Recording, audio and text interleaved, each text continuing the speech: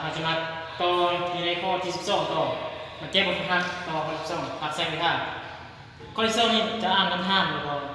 เบิ่งไปพร้อมเนาะว่าเป็นอะไรก็คือว่าข้อที่12นี่คำถามมาแหวนกลมส่วนอันหนึ่งมีเส้นรัศมีระดับกลม60ซนถ้าว่าถึงแหวนกลมส่วนนี้รัศมีของมันเราไม่ใส่เครื่องหมายลบให้มันพร้อมเนาะก็คือลบ60ซนเพิ่มขนาดวัตถุเพิ่นวางที่บอกเพิ่นวางขนาดของวัตถุจริงเท่ากับ4ซนอันนี้มันขนาดของวัตถุ4ซนแล้วก็ห่างจากแหวน40เซนก็คือระยะของวัตถุนี้ห่างจากแหวน40ซนสิ่งที่เขาจะถามก็คือว่าจงสอบถามระยะซุ้มของแหวนกลมส่วนนั้นมีเท่าไหร่ระยะหูมีเท่าไหร่แล้วก็ขนาดของหูมีเท่าไหร่เนาะอันนี้เป็นคำถามวันนี้เขาสิมาสังเกตหูเบิ่งผ่านการไม่ใช่ก็วิเคราะห์คำถามเนาะก็คือว่าเขาจะได้หูลักษณะนี้คือหูอยู่หน้าแหวน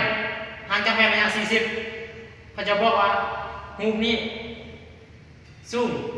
หรือว่ามีขนาดเท่ากับ4เซนถ้ามาหูที่เกิดมีระยะสูงหรือว่าหูที่เกิดมีเท่าไหร่อันนี้เป็นปรากฏการณ์หูเบื้องต้นนี้คือหูไทยอยู่นี่ถ้าเขาใส่ขนาดตามแกนต้นนี้เขาจะได้ส่วนที่แกนยาวจะได้แสงสะท้อนเนาะมีทิศไปตามเม็ดซุ่มออกไปแล้วก็ส่วนที่แกนยาวหันแกนยาวไปเรื่อยๆวันนี้เขาจะมาสอบหูหันก็คือเขาต้องได้ใส่รัศมีแสงหันจากจอม A นี่ไปพันเม็ดซุ่มมันตัดอยู่เม็ดได้เขาแสดงว่าแสงสะท้อนหันขนาดออกเนาะมันมีทิศขนาดออกขนาดกับแกนต้นแล้วส่วนแกนยาวของมันนั้นจะมาตัดกับส่วนแกนยาวของตัวสะท้อนตัวที่หนึ่งนี่ตัดกันไม่คำว่าตัวนั้นจะเป็นรูปอันนี้คือหลักการสร้างแต่งรูปโดยเป็นทางวันนี้เราจะมาเบิ่งการแก้ก็คือว่าเขาอยากรู้ระยะซุ่มเมื่อว่าถึงเป็นกลมส่วนมันเป็นคาร์ลงเราก็ต้องติดคาร์ลงให้มันพอระยะซุ่มนี้จะเท่ากับส่วนด้วย2ก็คือรัศมีทั้ง2รัศมีของเราเป็นกลมส่วนเป็น60ของเราก็จะเป็นแหวนกลมส่วนในมันติดคาร์ลงก็คือ2ก็คือลบ30ซนอันนี้มันระยะซุ่มมันไม่คำว่ามันมีทิศออกไปจากห่างจุดกลางลบ30ซนจากข้อข้อมูลท่านการติดคาร์ลงนี่มันมีความหมายนั่นสิเนาะแต่ระยะของมันก็คือ30ซนนั่นแหละติดคาร์ลงหมายความว่ามันออกมาจากแหวนมันเป็นแหวนกลมส่วนอยู่บัดนี้เขาจะมาสอบ S ขีดก็อาศัยสุดพื้นฐานที่เราใส่นะประจำนั่นแหละก็คือ1ส่วน F เท่ากับ1ส่วน S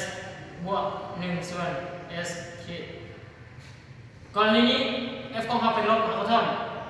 น S ขีดจากนี้เลย S ขีดจะเท่ากับ1ส่วน S ลบ1ส่วน F ไม่หรอกอันนี้มัน1ส่วน S ขีดเลยก็จะเหลือ1ส่วน S ขีดเอาท่อนแบบนี้แหละหลังจากนี้เอาท่อนด้วย S ขีดจะเท่ากับ S คูณด้วย F S ลบ F แทนค่าเอาค่านี้ไปแทนแล้วเขาจะได้ระยะของหูมันก็คือ S ของเฮาแมน40เอา40ไปแทนใส่คูณด้วย F ของเฮาแมนเท่าไหร่มันลบ30 F ของเฮามันอีกส่วนเลย S ของเฮามัน10ลบ30 40คูณ32อันนี้ออก1,200เอาอยู่ตรงนี้เป็นติดคาร์ลงอยู่รูปนี้ลบเป็นพวก170กลายเป็น70ห่างตัวนั้นเราจะมาเบิ่งต้นของมันเป็นห่างการห่างตัวนี้มันเป็น17.4ซนไม่เพราะว่าวัตถุนี้มันมี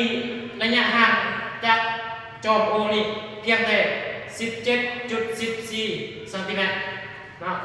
แล้วอย่างอีกข้อหนึ่งก็คือ AB ขีดเท่าไหร่AB ขีดเท่าไหร่ขนาดของหู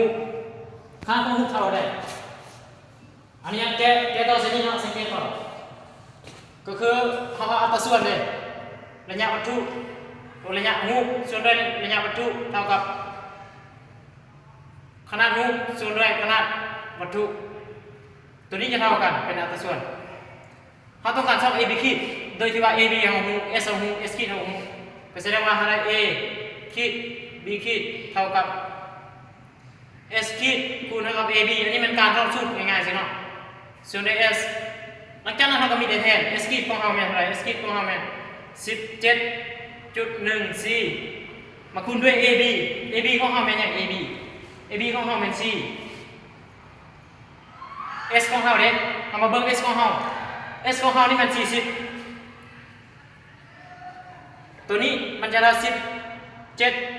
17.4 คูณเท่ากับ10กำลังลบ1หรือเท่ากับ17บ่แม่น 1.7 10กำลังลบ1ปัดลำจุดออก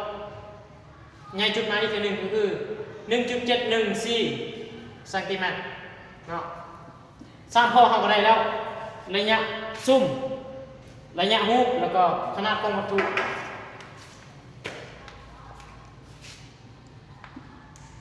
อันนี้มันระยะของฮูบเนาะโอเคครับ